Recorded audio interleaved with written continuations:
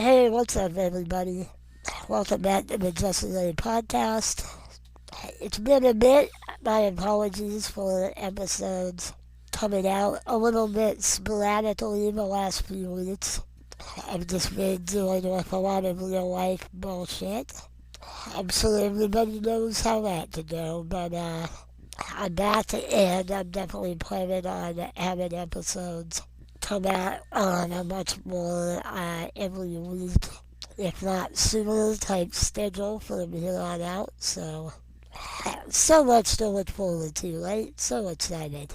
But yeah, you can look forward to the second half of my interview with John Harrison coming out pretty soon, probably 5 or 6 days after this one.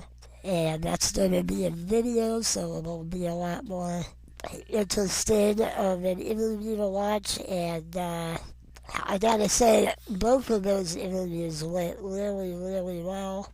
The guy knows a lot about movie making and, working with George Romero and Stephen King and so many amazing people in the horror movie genre. The guy is really cool to talk to, and we got along really well. And the second interview, I think, is even better than the first in some ways. So check that out, and I'm gonna have a lot more of my top 10 of the list coming out in the next few weeks while I'm in the process of trying to get more guests on the show, which has been kind of difficult, but I think it's going to get easier as time goes by. So, yeah, cross your fingers on that. Please, as always, I know I always say this, but if you could just take 2 seconds to subscribe to my podcast on iTunes or on Apple Podcast or Spotify. The more numbers I get, the better, and that'll help me get more guests and make the podcast better and more entertaining. And it only takes 2 seconds, so really you go. Anyway, today I am going to be talking about my favorite comic books of all time, either the best top 10 graphic novels or the best runs in comics over the years. And there are a lot of amazing comics, and I gotta say that if you have not checked out any comic books in the last 20 years, you really owe it to yourself to do so because it is a medium that has gotten amazingly artistic, and some of the best storytelling and writing that I have ever read, and some of the best artwork. It's just an amazing, very unique medium that goes all the way back to cave paintings in some ways. And, a lot of people dismiss superheroes and superhero comics, but I can tell you that some of the best writing I've read in comics has been in the superhero medium, and most of the comics I'm about to list are in that medium, but not all of them. And I also made a point not to put Watchmen, The Dark Knight Returns, or The Sandman in my list because everybody knows about those comics. They get talked about all the time, and obviously, if you haven't read those, you really should. If you like reading books, I mean, Watchmen made it on Time Magazine's list of the top American novels, 100 American novels ever written, and for good reason.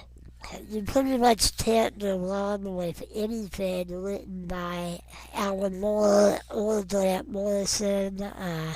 I personally like Grant Morrison a little bit more than Alan Moore, just because he's a little bit more psychedelic and optimistic. Alan Moore is very cynical and just really dark, but still one of the best writers out there, and should definitely not be dismissed. I would highly recommend reading a book written by Grant Morrison called Super Gods, and it's all about his history with reading comic books, why he loves superheroes, why he thinks they're so important. It's an amazing book, one of the best non-fiction books I've read in a long time. And the thing about superhero comics is that they haven't been aimed at kids in probably 30 years. They're totally aimed at adults nowadays. And they are not a simple storyline about good guys fighting bad guys. That's the other thing that a lot of people don't get. And part of the problem, I think, is that the movies that are made, even though the Marvel movies, I think, are amazing movies and probably some of the closest in spirit to the comics that have been made, the Marvel movies and the DC movies have not really got beyond the good versus evil thing a whole lot. I think the Christopher Nolan Batman movies played with that a little bit more than the rest of them. And those, at least the first two, are some of the best superhero movies ever made. So, but yeah, I think that's part of the problem. And I wouldn't have known about how amazing comic books were if I hadn't just dived into them about 12 years ago when I was in my late 30s. I was like, okay, I haven't read comics in a long time, and I haven't read a lot of the best comics ever written, supposedly. So I went back and I read a lot of things that were on the lists out there, but I made a point to... You're gonna definitely find some things on this list that pop up in the general lists out there, but a lot of them don't as well.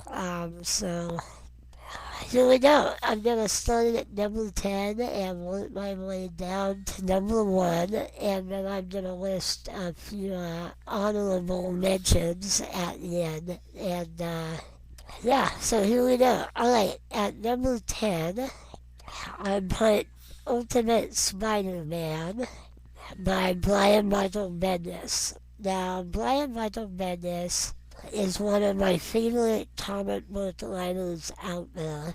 That's another thing I should mention, is that while I do appreciate comic book artists, and I definitely have a few that I think are incredible, Jim Lee comes to mind. In general, I tend to go for the writers because, I don't know, I just, as a screenplay aficionado and a film buff and a guy that's read a lot of books and written a lot of things, I really appreciate writing, and just like with TV and movies, that's how I like my comics. And Brian Michael Bendis is one of the best writers out there. He was one of Marvel's biggest writers for 20 years.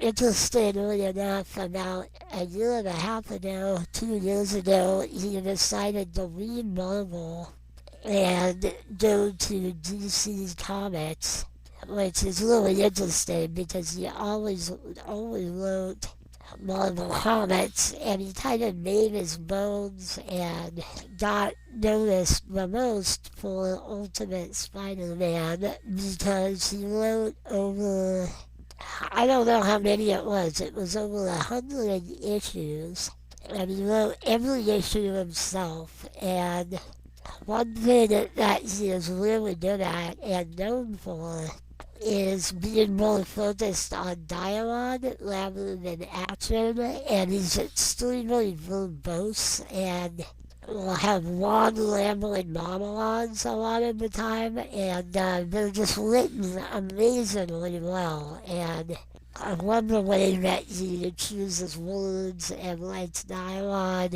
and he had a idea to basically retell the entire history of Spider-Man in kind of a new way back in the late 90s, early 2000s. And so it starts at the beginning of the Spider-Man mythology with Peter Parker getting bit by the spider, and but he changed some things. He made Ant-Man a lot younger, and just kind of made the whole thing more kind of current and hip and more interested. And while there have been some really good comic books in the Spider-Man world, like Amazing Spider-Man, written over the years, even though the storylines were really good back in the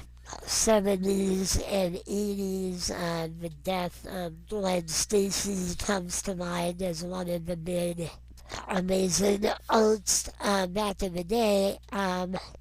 As amazing as Stan Lee was as an idea man and a creative idea person, he was not the best script writer and comic book writer, in my opinion, on the planet. He had good ideas, but the writing came off as really stiff and kind of, I don't know, just a product of its time, and not very easy to get into by today's standards. That is not the case at all with Bendis's run on Ultimate Spider-Man, and I would recommend reading the whole thing. It's amazing and totally consistent and totally entertaining. All the characters are really well written and fleshed out. And there's lots of, he has some of the best bad guys. I would say he has the best, roads downward and bad guys next to Batman out there. And so it's really good, really well written. And I would also just, if you like that, try checking out his new writing that he's doing for the Superman on DC, at DC, because it's kind of similar, very dialogue based. Really interesting. He's just a great writer, and I'm always very impressed by writers that can stay on a comic for that long and be that consistent the entire time. Even though they didn't make my list, I would also recommend Chris Claremont's run on the X-Men in the 80s. That was one of the best and longest runs. All amazingly well written. Some of the best X-Men storylines ever done. Days of Future Past, a lot of the storylines that have been made into the movies came from that era, and they're totally consistent. And also The Walking Dead by Robert Kirkman. That comic is incredible, and he wrote it for almost 10 years, and it just ended about a year ago, and it was just incredible. And as great as the TV show, I think the comic's even better. And if you're kind of like, oh, I don't need to read the comic because I'm watching the show, the storyline is actually very different in a lot of places. A lot of people that die in the show don't die in the comic, and a lot of people that do, that do die in the comic don't die in the show. So, and a lot of different things happen as well here and there, and it's just amazingly consistent as well. I don't know how people write that consistently for like 12 years. Man. The ventilator is not being kind to me today. Anyway, on to number 9. Another run of comics that is amazing. is Dreamland by Jeff Johns. Jeff Johns is my creative director at DC. He's writes a lot of comics over there, and they're all interesting, but by far the best thing he ever did was sort of rebooted Dreamland about 15, 20 years ago, and wrote it for a good 5 or 6 years. And if you've ever been intrigued by Dreamland and interested in him, I think he's one of the most interesting DC superheroes there are, because he's basically a space cop. And in the comics, it's not just about him, it's also about the whole mythology of Dreamlanders and who they are. There's all these other Dreamlanders that protect other parts of the universe, and the main guy that we know is Dreamlander Hal Jordan is the protector of Earth and other planets in this sector that we live in, and there's also other Dreamlanders. There's John Stewart and Guy Gardner, and they're really interesting human Dreamlanders that pop up in the storyline as well. John Stewart was one of the first black superheroes that didn't have the word black in his name, and he's really, they're all interesting. Oh, and there's also Kyle Rayner. There's four of them that come from Earth, and they all have very interesting, distinct personalities. But what really makes the Dreamlander comics, and especially Jeff Johns' run on them, amazing and interesting is how cosmic they are, and how you find out all about the mythology of the Dreamlanders and the little blue guys that are their bosses. And there's all these other types of aliens that have all sorts of interesting powers and body types. They aren't human and look totally different. There's one that's like a giant eyeball, there's one that's like a straw. It has all kinds of them, and Jeff Johns really opened up and fleshed out the entire kind of universe and added these other not Dreamlanders, but lanterns from other colors of the spectrum of the rainbow. And while the Dreamlanders are all about willpower, and basically if you fit it, you can create any type of weapon out of the lid, there are also red lanterns that are based on anger. There's yellow lanterns that are based on fear. One of the main bad guys, Sinestro, that's always been one of Dreamlander's biggest nemesis. He's a yellow lantern, that's why he uses fear. There's like the blue lanterns and the purple and the indigo, and they all use different emotions like love and compassion and empathy, and it just is really interesting, and the artwork is amazing, and there was some really cool graphic novel storylines that popped out of that run. One is called Blackest Night, which is really amazing. It's about these black lanterns that are basically zombie lanterns, dead superheroes that come back from the dead. And all of the Green Lanterns and a lot of the Justice League have to end up fighting them, and that was also written by Jeff Johns as well, and really amazing. So check that out. It's unfortunate that there hasn't been a really good Green Lantern movie made yet. There was supposed to be one, but then COVID hit, so we'll see if that actually still happens one of these days. Because hopefully it will, because in the right hands, I think the Green Lantern movie can be really amazing and really entertaining.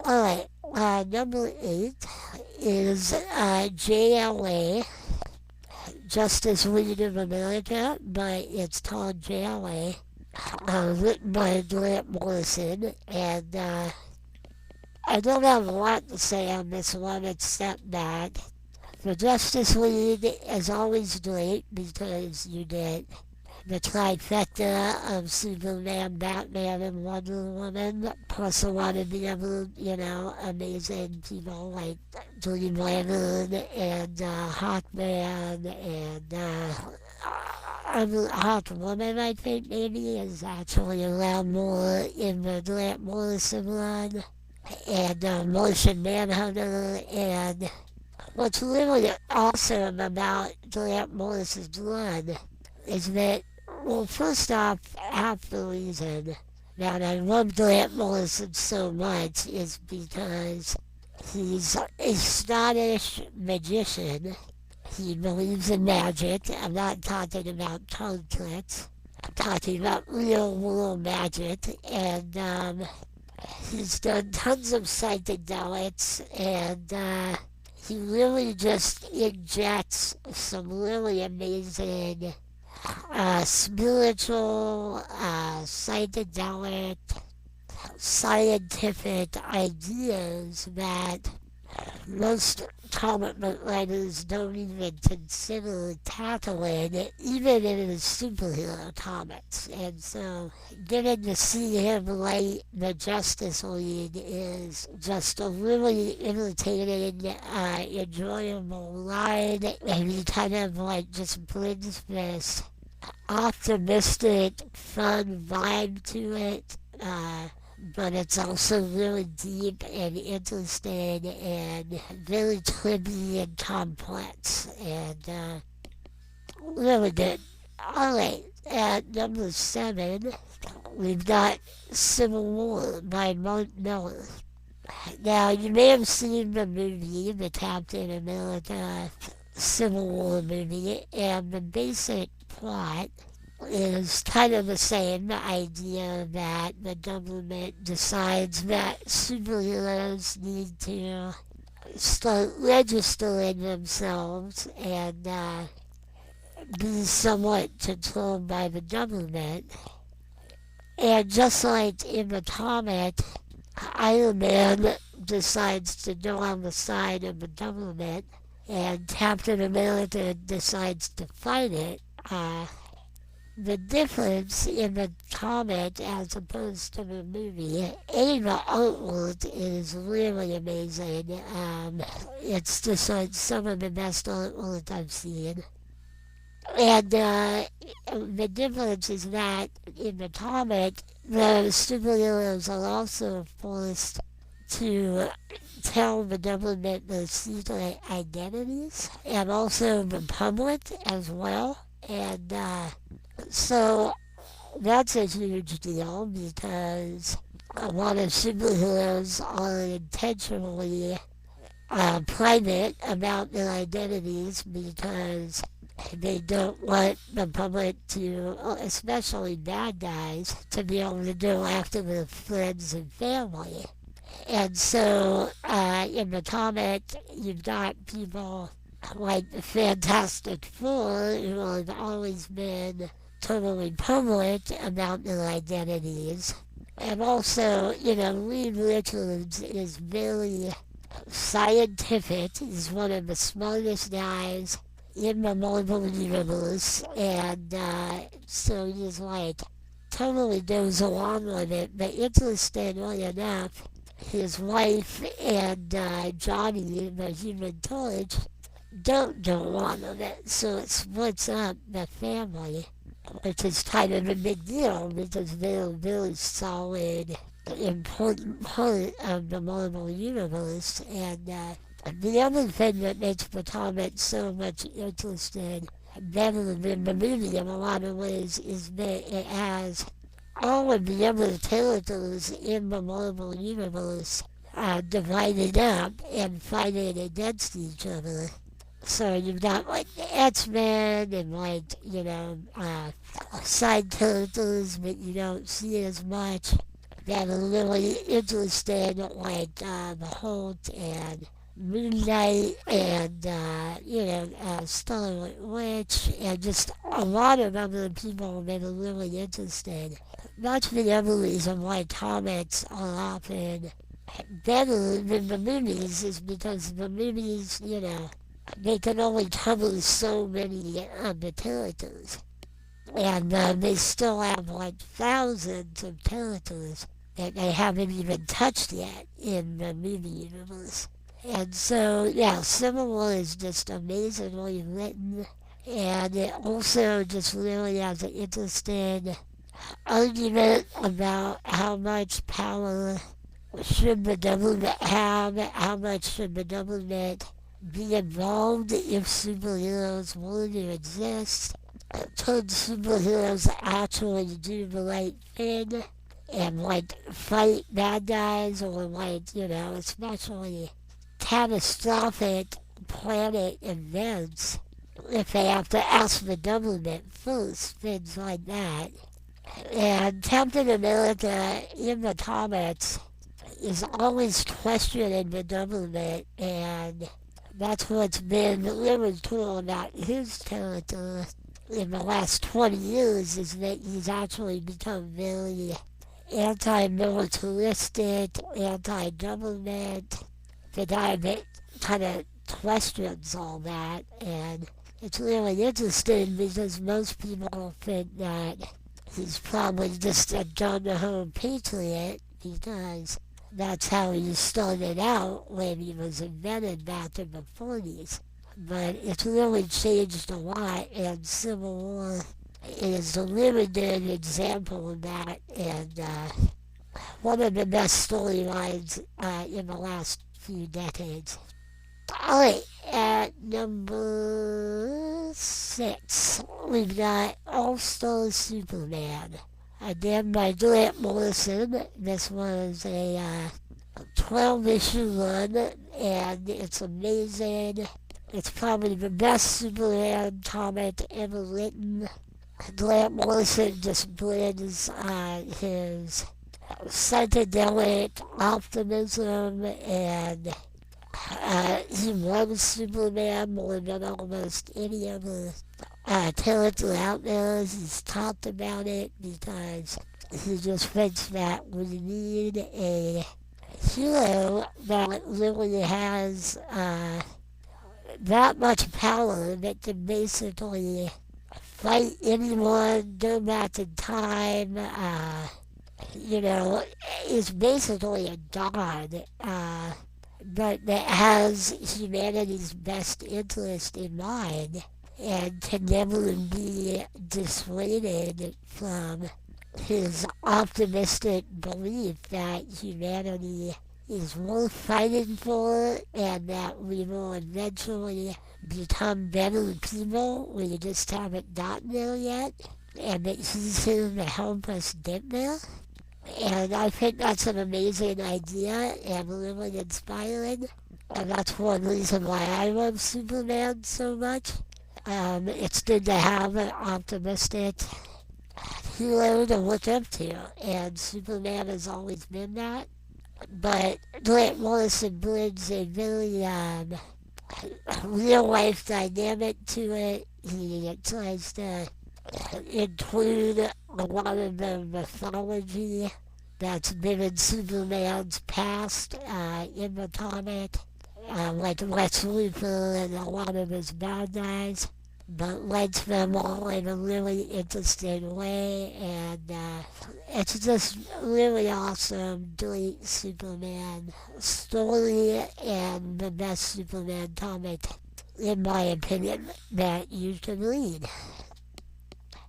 Alright, number 5 is The Infinity Gauntlet, written by Jim Starlin and artwork done by George Perez.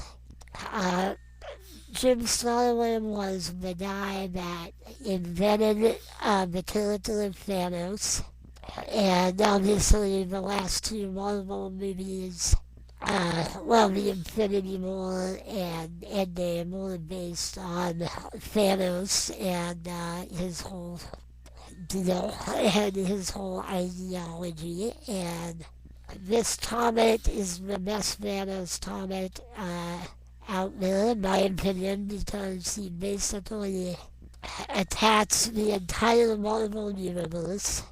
Every superhero has to come together and fight him so he doesn't wipe out half the universe.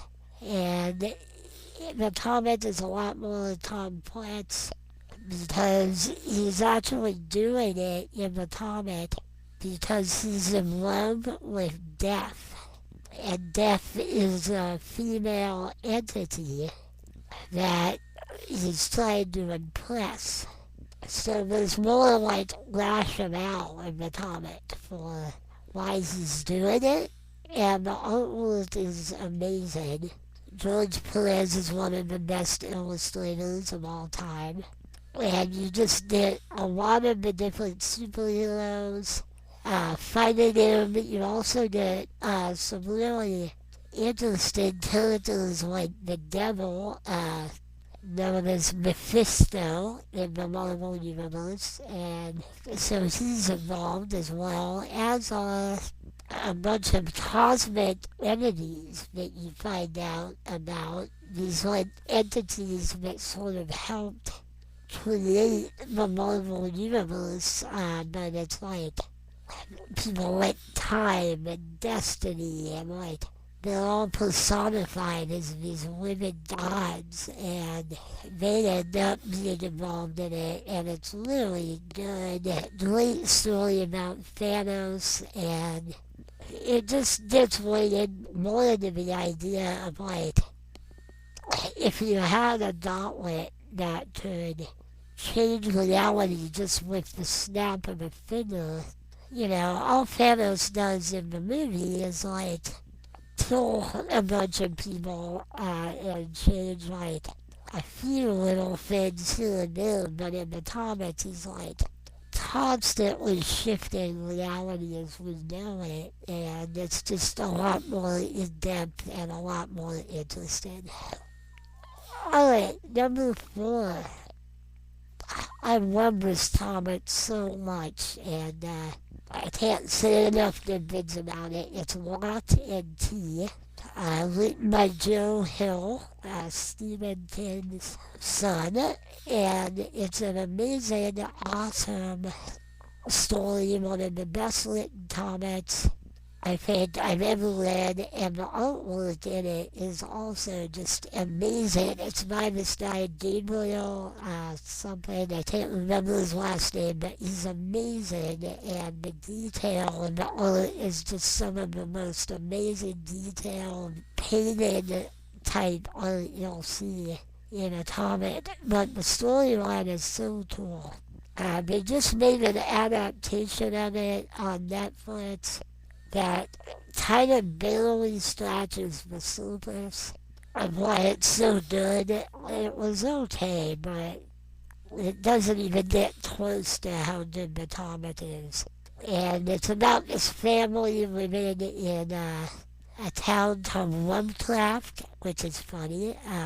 So you know that there's gonna be some Lovecraft themes in it, and it's about these magical keys that open different dimensions.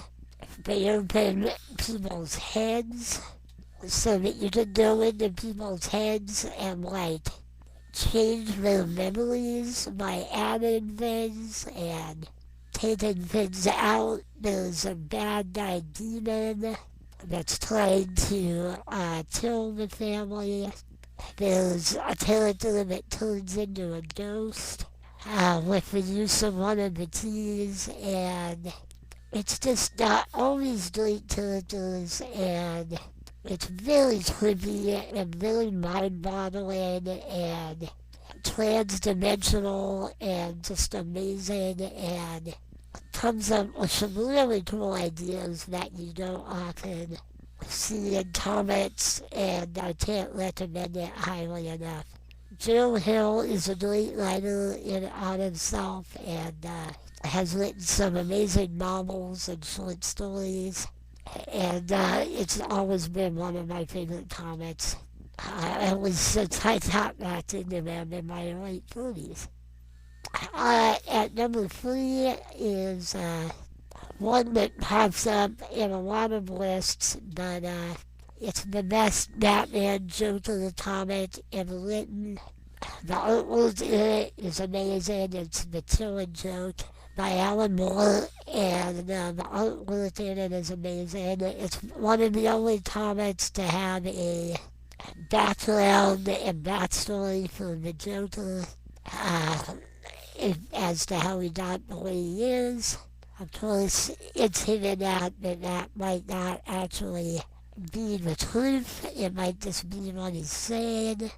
And it's an amazing story about the dichotomy between Batman and the Joker and why they kind of need each other to exist, and the yin and yang of them, and it really gets into the Joker's psychology in a really disturbing and interesting way. And it's also important because in the comic, the Joker shoots and paralyzes Commissioner Gordon's daughter, Barbara, who was Batgirl up until that point, and that ends up making her pretty much the only disabled superhero in comics. She becomes the Oracle, who is basically the person that sits in a computer and helps Batman get shit done, because she can use computers just fine, being disabled. And I have to say, she was really cool. Like I say, one of the only disabled superheroes to exist in comics ever. And then about 3 or 4 years ago, DC did a reboot of the universe, and they decided to get rid of her and make her evil body again, and just totally erase that whole history. And honestly, it was pretty insulting in my opinion, because I thought it was really cool that there was a disabled superhero in the Marvel DC universe. Well, DC, but I don't think there's any in the Marvel universe. Although, I guess you could count War Machine in the movies, because he gets paralyzed in Civil War, but yeah. Anyway, just a small gripe, but The Killing Joke is very good, very dark, and just, if you like the Joker, you gotta read it if you haven't. Number 2 is the Swamp Thing, but just for one that Alan Moore wrote. Right when Alan Moore was just starting to get big, he was offered Swamp Thing by DC, and he wrote an amazing run on it, and the artwork in it is also extremely cool. It's very psychedelic, it's very environmental. Swamp Thing was always one of sort of the lesser known DC superheroes, and he was basically a man that thought he was a plant, kind of. And Alan Moore famously says how he tried to rewrite it as a perspective of a plant that thinks he's a man. And it's really cool, and he ends up not only going into some very cool, environmental, plant, spiritual directions that you wouldn't expect in a superhero comic. He also starts connecting it with a lot of the other superheroes in the DC universe, so that ends up being really interesting because it's already really trippy and out there to begin with, and then once you do that, it just gets even cooler, in my opinion. So I can't recommend that one enough either. Um, it was one of the best leads and really helped change the way I looked at comics and what they could be. Alright, we have arrived at number one.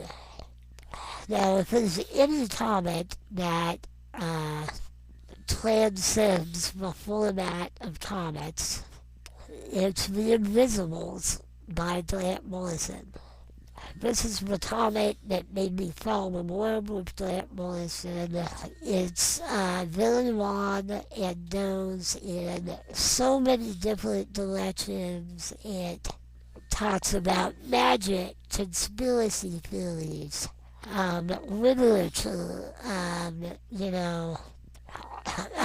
all kinds of just crazy, deep ideas, and the bad guys in it are so scary it's hard to even talk about how scary they are because they are demons from another dimension that are trying to basically make everybody automatons, and the good guys are a bunch of weird misfits that have all kinds of different weird powers.